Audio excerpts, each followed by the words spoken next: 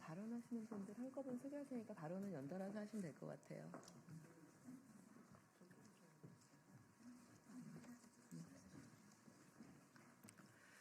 네, 안녕하십니까.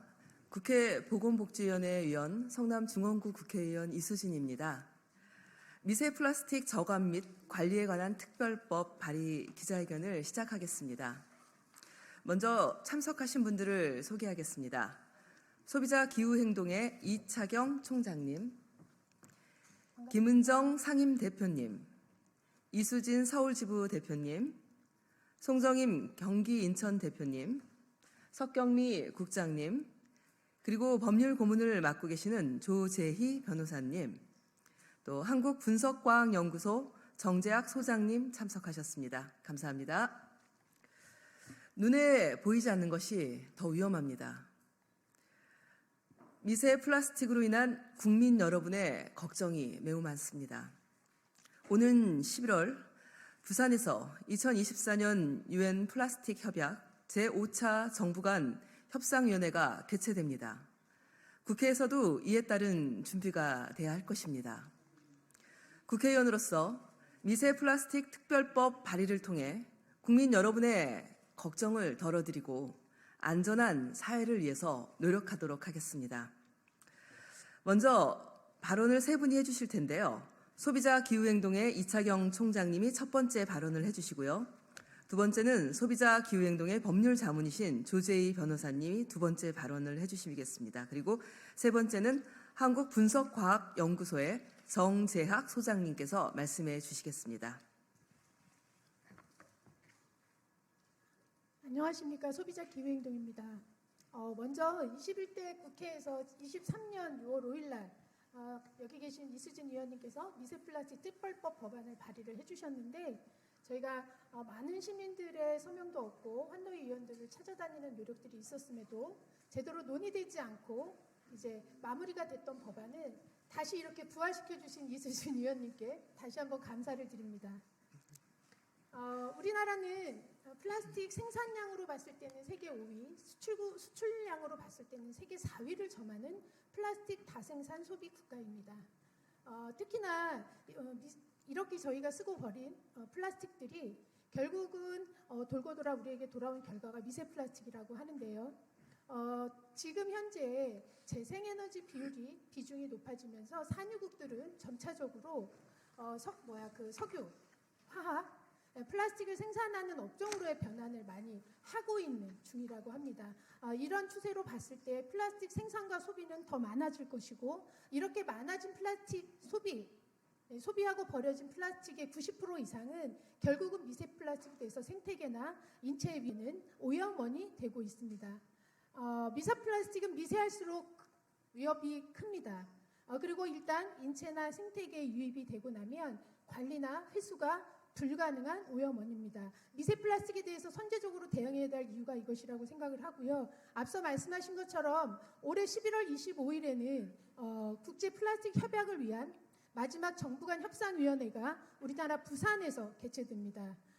국제회의의 개최국으로서의 위상을 살리고 플라스틱 생산과 소비량에 있어서 책임이 큰 우리나라가 이 미세 플라스틱 특별법 제정을 시작으로 플라스틱에 대한 규제를 조금 더 강화해서 탄소 중립을 실현하고 지구 온난화를 기후 위기를 해결하는 데 선도적인 역할을 하는 나라가 되기를 바랍니다. 미세 플라스틱 특별법 올해 안에 꼭 제정되기를 소비자 기후행동 5,500 회원님과 함께 끝까지 캠페인하고 저희가 응원하도록 하겠습니다. 이상입니다.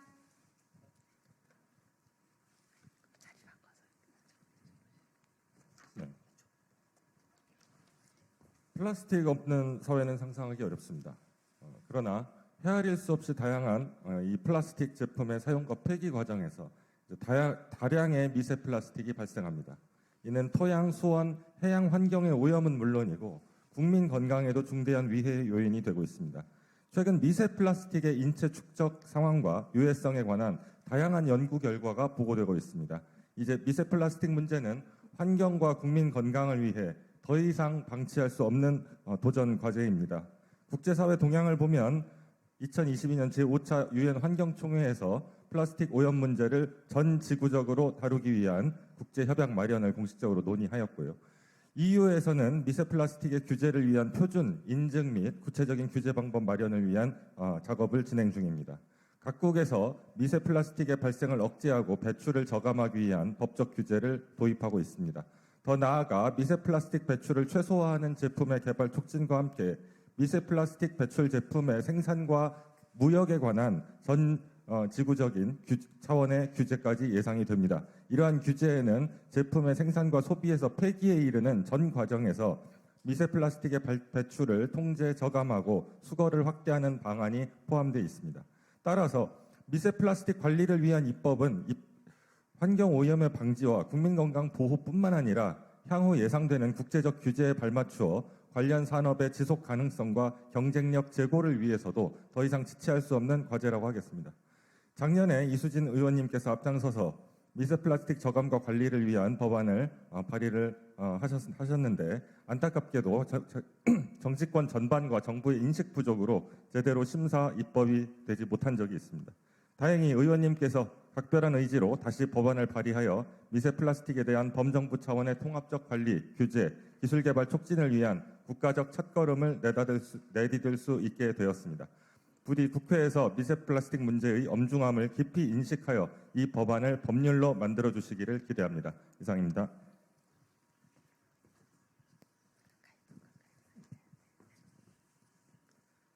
네, 미세 플라스틱의 시험 분석과 표준을 만드는 한국분석과학연구소에서 미세 플라스틱 특별법에 관련된 사항에 대해서 제가 설명드리겠습니다.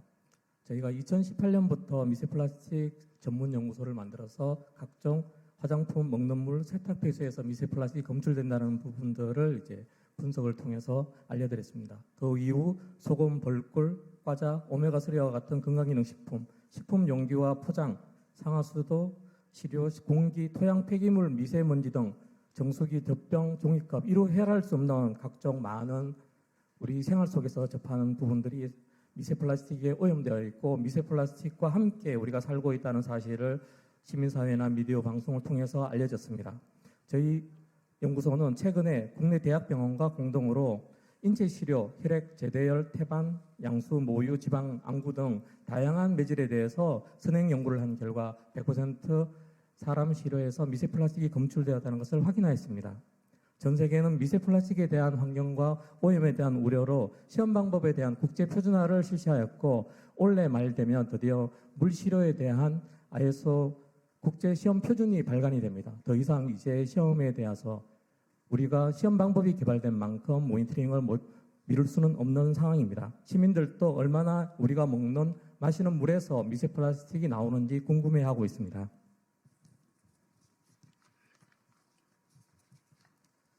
최근 세계 최고로 인정받는 유명 의학 저널 및 미국 국립보건운동을 통해서 인체 주요 장기와 혈액 내에서 미세 플라스틱이 검출되는 소식이 CNN이나 가디언지 같은 국제적인 신문 방송을 통해 알려졌으며 이는 알츠하이머 및 치매와 같은 특정 질병 환자 시신의 뇌에서 미세 플라스틱이 정상인 대비 수십 배 이상 높게 검출되었다는 연구 결과도 속속 발표되고 있습니다.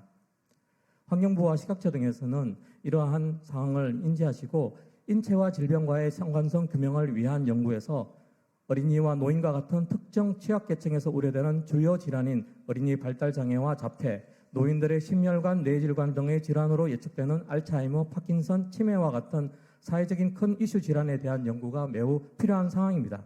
이를 위해 각 질환별로 대규모 코호트를 구성하여 질병과 미세 플라스틱 간 상관성을 밝히고 궁극적으로 미세 플라스틱의 위험성을 회피 또는 주요 질병 치유를 위한 산학연정의 다부처 중장기 협력 연구가 절실하다고 판단됩니다. 미세 플라스틱에 대한 위험이 궁극적으로 우리 인체 내로 유입되고 있으며 주요 질환과 우려가 현실로 되는지에 대한 시민들의 궁금증 해소와 질환 발생과 관련 등은 향후 어떻게 이것을 해결해 갈 것인가에 대한 시민사회와 각종 과학자들이 같이 함께 풀어가야 할 과제라고 생각합니다.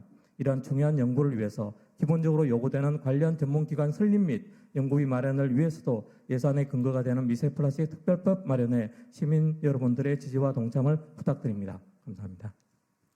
네, 세 분의 대표님 발언 감사합니다. 실례를 좀 하나 들어보겠습니다. 우리가 입고 있는 옷들이 화학 섬유로 만들어진 옷들이 참 많습니다. 이 옷을 세탁기에 세탁할 때 여기서 떨어져 나온 미세 플라스틱 이런 것들이 하천이나 호소로 그대로 유입이 되고 있습니다. 이 세탁기, 대한민국에서 만들어지는 세탁기, 유럽에 수출할 때는 미세 플라스틱 거름망을 장착해서 수출하시죠. 그런데 국내에서 팔 때는 이 미세 플라스틱 거름막을 장착하지 않습니다. 네, 관련 법이 없어서죠. 반드시 개선해야 될 큰 숙제라고 생각을 합니다. 기자회견문 낭독하도록 하겠습니다. 미세 플라스틱 저감 및 관리에 관한 특별법안 발의 기자회견. 플라스틱이 생활용품에 광범위하게 활용되고 있습니다.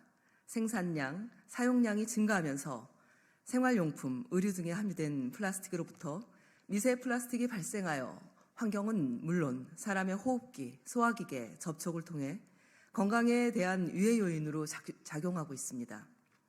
최근 미국 언론 더 힐의 보도에 따르면 뉴멕시코 대학교 매튜 캠펜 제약학 교수 연구팀은 2016년부터 2024년까지 뉴멕시코주 엘버커키에서 수집한 시신 92구의 부검 샘플로 미세 플라스틱을 조사했습니다.